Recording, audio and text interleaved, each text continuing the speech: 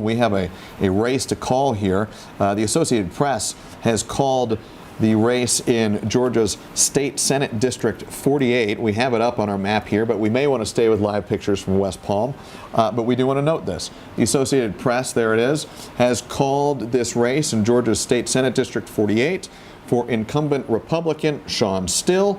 Ashwin Ramaswamy, the Democratic challenger, trailing by about 7,000 votes with about 95% of the estimated total vote in.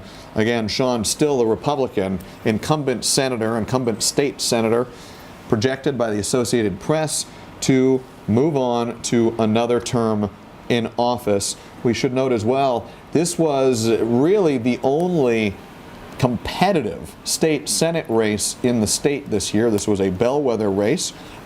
Many hundreds of thousands of dollars were raised on each side in fundraising in this race, really blowing the roof off of what are conventional totals in fundraising for a state-level down-ballot race like this. Yeah. Again, the Associated Press calling the State Senate District 48 for incumbent Shawn Still. Val, are you surprised by this result? I'm not surprised. I think that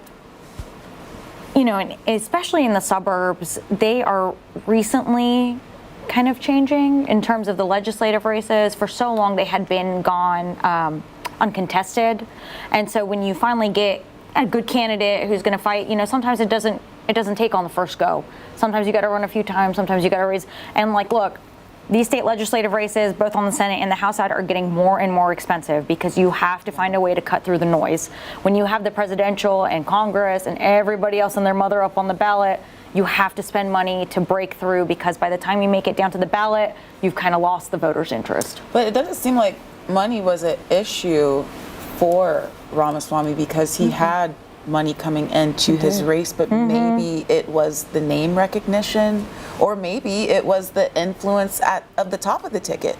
Because a lot of people, if you're going to vote Republican, I don't know the numbers on this, so I don't want to quote anything, but to my understanding, for a lot of voters, getting that split ticket vote is a little extra work rather than a person that's just going to vote for Trump and then vote red all the way down. Am I right, Deanna? Oh, that's correct. Down ballot is usually typical, so top of the ticket carries the ticket most of the time.